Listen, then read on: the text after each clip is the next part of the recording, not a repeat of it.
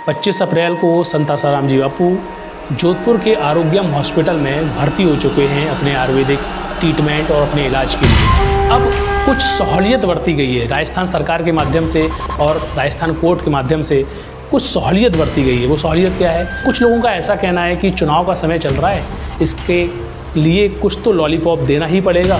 जो लोग सोच रहे हैं कि आज कुछ तो रियायत बरती गई है और कुछ लोग तो ऐसा सोच रहे हैं कि अब आने वाले समय में सरकार चमत्कार कर देगी। जो ताकतें संत आसाराम जी बापू पर अत्याचार कर रहे हैं या नेता अत्याचार कर रहे हैं, उनके मंसूबे क्या हैं, पहले तो आपको ये समझना है। दूसरा, आपको ये समझना है कि ये जो लॉलीपॉप समय समय पर दिखाए जाते हैं, इनके पीछे का रहस्य क्या है, ये समझना है।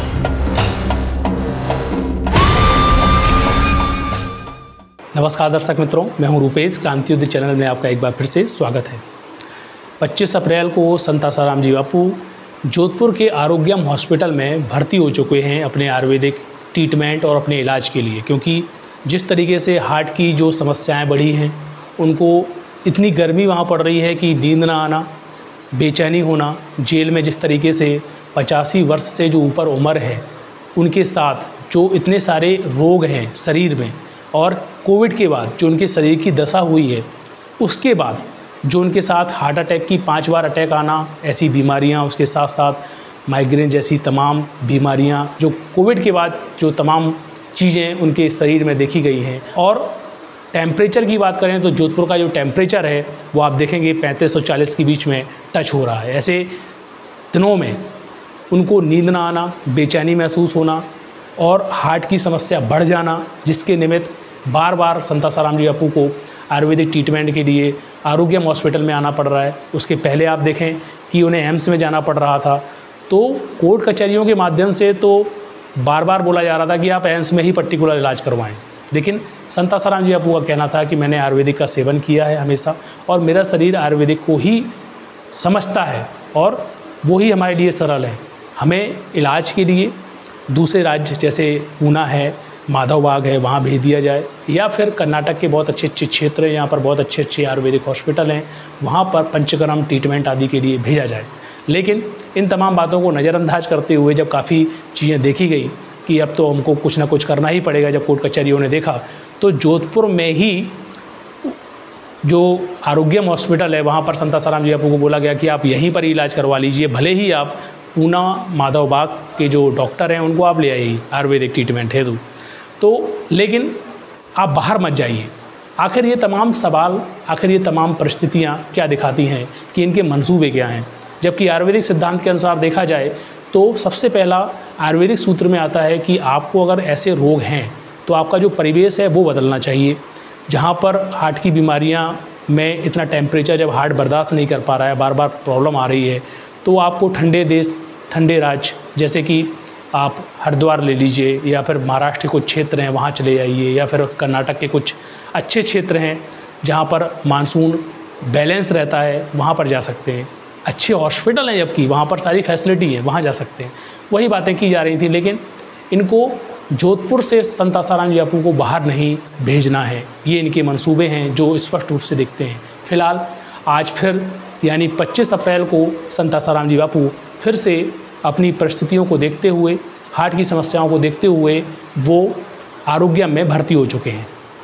अब कुछ सहूलियत बरती गई है राजस्थान सरकार के माध्यम से और राजस्थान कोर्ट के माध्यम से, कुछ सहूलियत बरती गई है। वो सहूलियत क्या है कि बोला गया है कि आप आरोग्यम भी जा सकते हैं। अगर आपको लगता है कि आरोग्यम में अब ज़्यादा हो गया तो आप जेल आ सकते हैं, यानी आप जब चाहें जेल से आरोग्यम जा सकते हैं और आरोग्यम से जेल आ सकते हैं, जब तक नेक्स्ट डेट आपको कोर्ट के माध्यम से मिलती नहीं है, तब तक आप आसानी से ये सब काम कर लेते हैं। और साथ ही साथ एक बोला गया कि बाहर जब आप आते हैं आरोग्यम में, तो आप अपनी स्वेच्छा अनुसार जो आपके अंगत सेवक हैं उनको आप सेवा में रख सकते हैं, ले सकते हैं।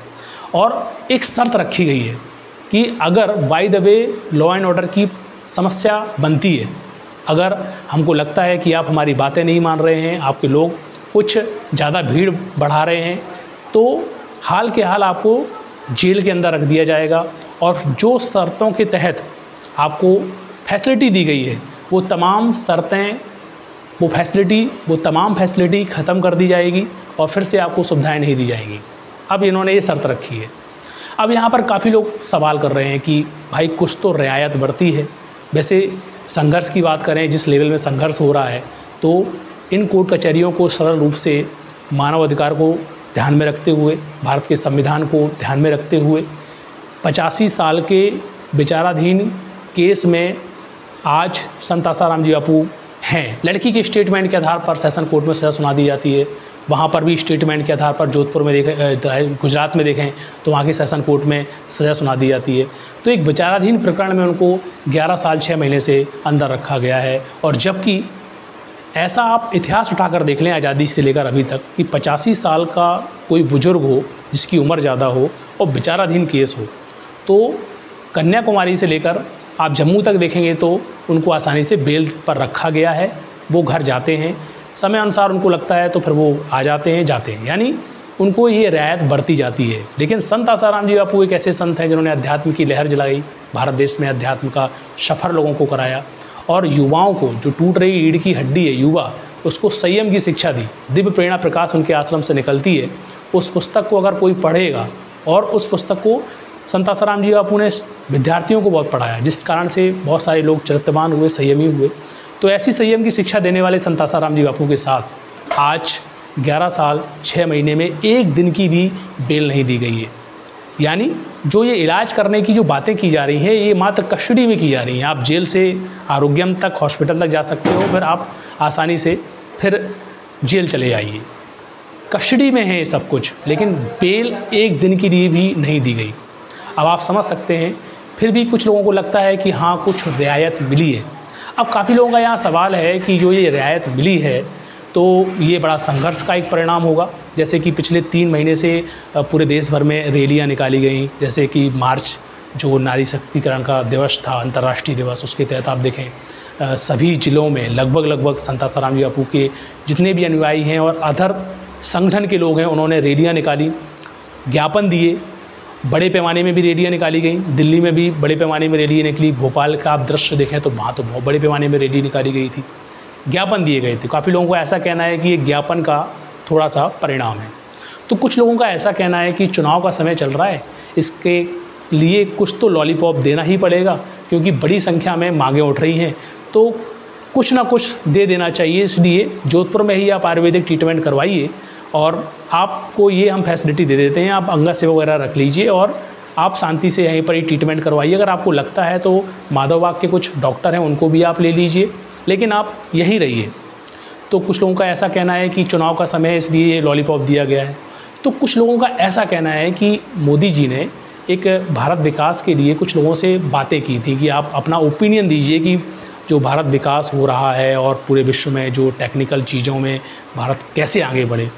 तो बहुत सारे लोगों ने वर्कशॉप किए, उसमें ज्ञापन रखे कि आप एक संत जो इतना अध्यात्म का विकास करते रहे, आप उनके लिए कुछ संज्ञान में लें, उनको रियायत बरतें। तो काफ़ी लोगों का ऐसा कहना है कि उस कारण से भी सहूलियत मिल गई है। तो ये जो तमाम बातें उभर कर सामने आ रही हैं सहूलियत के रूप में, और काफ़ी लोगों ने तो ये चश्मा भी पहन लिया है कि वास्तव में जो रियायत बरती गई हैं, अब आने वाले कुछ समय में भारी रियायतें बरती जाएंगी, जिस कारण से एक चमत्कार होगा। यानी नेताओं के माध्यम से एक भारी चमत्कार हो जाएगा और कोर्ट कचहरियों के माध्यम से एक भारी चमत्कार हो जाएगा, जिससे कि संत आसाराम जी बापू को ये लोग आसानी से छोड़ देंगे। वैसे देखा जाए कि अगर थोड़ा भी मानव अधिकार की अगर बात रखी जाए कोर्ट कचहरियों के माध्यम से या उनके सामने या कुछ समझदार जजों के सामने, तो हाल के हाल सबसे पहले तो ये सवाल उठेगा कि इतने सालों तक उन्हें कैसे अंदर रखा गया। इतनी वर्ष की उम्र में उन्हें आखिर बेल क्यों नहीं दी गई। इतनी वर्ष की उम्र में जब केस में कुछ ठोस सुराग नहीं मिले थे, तो आपने इतनी बड़ी प्रणाली के तहत 11 साल 6 महीने तक क्यों उनको इतना बड़ा सज़ा दिया गया। सज़ा के तहत उन्हें कठोर कारावास आदि दिया गया। आज देखें कि उनका शरीर जब उपचार की मांग कर रहा है तो भी उनके साथ जो अत्याचार किया जा रहा है। सबसे पहले यहाँ सवाल उठेंगे तो मानवाधिकार का गला घुट गया। संविधान की अगर बात कर लेते हैं तो संविधान में सबको समान दृष्टि से देखने का अधिकार है, चाहे वो हिंदू हो, मुस्लिम हो, सिख हो या सिखाई हो, चाहे वो हिंदू का धर्मगुरु हो, पादरियों का धर्मगुरु हो, ईसाइयों का हो या फिर हिंदू का। अब यहाँ सवाल आता है कि और जो धर्मगुरु हैं जैसे ईसाई हैं और जो मुसलमानों के हैं, उनको आसानी से बेल दे दी जाती है, जिनके 26, 36, 72 वारंट हैं और जिन्होंने रंगे हाथ इनके एविडेंस हैं, उनको बेल दे दी जाती है। आप ईसाइयों में देखें ऐसे पादरी हैं जिनके एविडेंस पुख्ता हैं, उनको बेल दे दी जाती है। लेकिन एक हिंदू धर्म की ही बात करते हैं और हिंदू धर्म में ही ऐसा क्यों, और ख़ास संत आसाराम जी बापू के साथ ही ऐसा क्यों? अगर नॉर्मल रूप से देखा जाए, जैसे सब साध्वी प्रज्ञा के ऊपर अत्याचार हुआ तो उनको 8-9 साल के बाद उनके साथ रियायत बरती गई। बहुत सारे जो संत हैं जो अंदर डले रहे, उनके साथ कुछ रियायत बरती गई। लेकिन आसाराम जी बापू जी के साथ ही इतना बड़ा क्यों गेम खेला जा रहा है, जहाँ सर ना कुछ कोर्ट के माध्यम से रिलीफ मिल पाता है और सरकारों के माध्यम से कुछ समझ में ही नहीं आता है। इसके पीछे बहुत बड़ा खेल है। आप समझिए, आज के समय जो दौर चल रहा है, परिवार व्यवस्था को ख़त्म करने का दौर चल रहा है। पूर्ण तरीके से आर्टिफिशियल विश्वगुरु के पने की तरफ लोगों को लेके जाने वाला दौर चल रहा है। एक ऐसे एलीट्स खड़े करने वाला दौर चल रहा है कि जिसके तहत इस देश की जनसंख्या को कंट्रोल किया जाए। आपके हर संसाधन, खाने पीने, रहने, यहाँ तक कि आप खा रहे हैं, पी रहे हैं, कितना मैथेन निकाल रहे हैं, वहाँ तक कंट्रोल कर लिया जाए। वैसे आप देखें तो जानवरों को कंट्रोल हो गया है। आप देखें कान में उनकी वो लीड चिप लगी रहती है। मकानों का पूरा कंट्रोल हो चुका है, गाड़ियों का भी ये लोग कंट्रोल कर रहे हैं, सब चीज़ें। अब इंसान का बचा हुआ है कंट्रोल। तो कंट्रोल प्लस उसके माइंड को अपने तहत यूज करना, चिप लगा के आदि। अब इसमें सवाल यहाँ आ रहा है कि संत आसाराम जी बापू एक ऐसे सॉफ्टवेयर भारत देश के अध्यात्म के रहे हैं, परमात्मा से जुड़े हुए, जिनकी संप्रेक्षण शक्ति मात्र से लोग नशा छोड़ देते हैं, जिनकी दृष्टि मात्र से लोग बुरे कर्म छोड़ देते हैं, जिनके पास बैठने मात्र से शराबी शराब छोड़ रहा है, मांसाहारी छोड़ रहा है। आपको अगर इन तमाम बातों में विश्वास नहीं होता, आप आदिवासी क्षेत्रों में चले जाइए। आदिवासियों को सबसे ज़्यादा शोषण शराब देकर और उनको मांसाहार समझाकर, खोखला कर आज आदिवासियों को कमज़ोर किया गया। तो ऐसी आदिवासी कौम जो 24 घंटे में 18 घंटे शराब में डूबकर रहना ही सब कुछ अपना मानती है। थोड़ा पैसा आया या तो नहीं मिला तो चावल आवल गुड़ का जैसा तैसा घर में बना बनू के पी लिया, यूरिया का भी पी लिया, ऐसा भी चलता है। ऐसे स्थिति में संत आसाराम जी बापू के संपर्क में जो आदिवासी आए, आप उनके घर में जाएं, सर्वेक्षण करें तो चाय भी नहीं पीते वो लोग। आप उनके घर में जाएं तो आप कंफ्यूज हो जाएंगे कि हम किसी पंडित धर्मात्मा के घर में आ गए हैं क्या। यानी वो आदिवासी किसी दूसरे आदिवासी के घर में पानी तक नहीं पीता, इतनी शुद्धता से वो लोग रहते हैं। मांसाहार दूर, शराब दूर, उनके घर में रात दिन भक्ति का माहौल है, संध्या होती है। अब ऐसे में जो इतना बड़ा परिवर्तन इस भारत देश में संत आसाराम जी बापू कर रहे हैं, ओनली दृष्टि मात्र से, ओनली संप्रेक्षण शक्ति के माध्यम से, तो ये तमाम बातें ही इनको खटक रही थी। और इसके तहत खरबों अरबों रुपए एलिट्स के माध्यम से खर्च किए गए। आप देखें कि उनके ही आश्रम से भागे हुए कुछ लोग ऐसे खड़े हो जाते हैं और उनके पीछे बैकग्राउंड सपोर्ट किसका रहता है। मीडिया 24 घंटे में आप देखें कि 18 घंटे नॉन स्टॉप डिबेट चलाती है और ये सब कुछ 3 साल कंटिन्यू हुआ है। 3 साल के बाद इनको शांति नहीं मिली तो उन्होंने आश्रम वेब सीरीज़ बना के, फिर कल्ट बना के, फिर संत आसाराम जी बापू के यहाँ ऊपर फिल्म बनाकर भी इन्होंने लोगों के दिल और दिमाग को ब्रेन वॉश करने की हमेशा कोशिश की। इतना बड़ा फंड लगा, इतनी बड़ी सब कुछ चीज़ें आई, तो ये जो ताकतें काम कर ही रही हैं, इनको डर संत आसाराम जी बापू से है, उनकी दृष्टि से डर है, उनकी संप्रेक्षण शक्ति से डर है, जिनके उपस्थिति मात्र से लोगों का परिवर्तन हो जाता है। तो अब ऐसी स्थिति में उनको इतनी बुरी तरह जकड़ा जाए कि कहीं से उनका जो केस है वो समाज के बीच में टोटल एक्सपोज ना हो जाए, बड़े पैमाने में आंदोलन का रूप ना ले ले।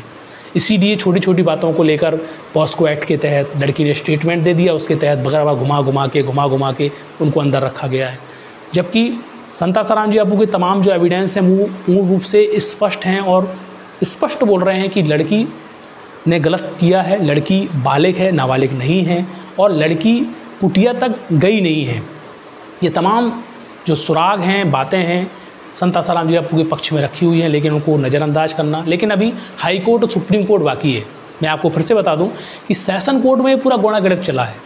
अब भारत देश में सेशन कोर्ट की क्या स्थिति है वो खुद सुप्रीम कोर्ट के जज ही बताते हैं कि 95% जो निर्णय होते हैं सेशन कोर्ट के वो आसानी से घुमा दिए जाते हैं। अब ऐसी स्थिति में संत आसाराम जी बापू को अगर 11 साल 6 महीने से मात्र सेशन कोर्ट की तरफ देखते हुए अंदर रखा गया है तो ये कितना बड़ा आश्चर्य है इस देश में।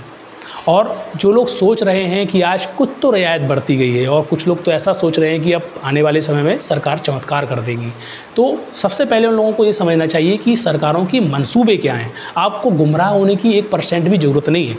आपको इस विषय में कन्फ्यूजन होने की भी कोई ज़रूरत नहीं है कि भाई मोदी जी है एक नेता अहंकारी हो जाता है तो शायद संत आसाराम जी बापू के प्रति उसको बैरभाव होगा, या फिर जो सत्ता में बैठे हुए लोग हैं उनको संत आसाराम जी बापू से बैरभाव होगा, या फिर ये लोग कुछ तू में हुए या संत आसाराम जी बापू सबकी कसौटियाँ करते रहते हैं। जैसे कि कांग्रेस गलत काम करती थी तो उस समय वो संत आसाराम जी बापू कटाक्ष कर देते थे, क्योंकि संत का स्वभाव ही यही होता है, संत का धर्म यही होता है कि भाई जो गलत हो रहा है उसको टोंक कर सही करना। अब ये मोदी भी कुछ उस समय जब मंत्री थे तो उल्टा सीधा करते थे तो उनको भी कटाक्ष कर देते थे। क्या ये कटाक्ष का परिणाम है कि दोष बुद्धि में बदल गया है? तो इन तमाम बातों में कन्फ्यूज होने की बिल्कुल ज़रूरत नहीं है। ये दोष बुद्धि, ये बदला लेने की भावनाएं, ये बहुत छोटी होती है, ख़ास तौर से उन लोगों के लिए जिन लोगों के मंसूबे ही यही हैं कि हमको किसी की चापलूसी करना है, हमें किसी के अंडर में रहकर उनकी दी हुई स्क्रिप्ट पे काम करना है, क्योंकि हम उनके ही कृपा पात्र हैं। जब ये तमाम बातें स्पष्ट होने लगती हैं ना, तो ये बातें बहुत छोटी हो जाती हैं कि हमको किसी से बैर ठानना है, बदला लेना है। अब यहाँ समझने की बात है कि ये लोग बड़े पैमाने में जो पूरे देश में काम कर रहे हैं, जो पूरे देश में पूरे लोगों को कंट्रोल करने का ठेका लिया है, उन नीतियों के खिलाफ संत आसाराम जी बापू रोड़े आ जाते हैं। जैसे संत आसाराम जी बापू ने परिवार व्यवस्था को जोड़ने का काम कर दिया, मातृ पितृ पूजन दिवस। अब यहाँ पर ये लोग लगे पड़े हैं लोगों की कमर तोड़ने के लिए, परिवार को छिन्न भिन्न करने के लिए। वहाँ पर संत आसाराम जी बापू ने MPPD को बल दे दिया। अब ऐसे ही संत आसाराम जी बापू की दृष्टि अगर लोगों पर पड़ेगी तो नशा छोड़ देंगे, लोग सुधर जाएंगे वगैरह वगैरह।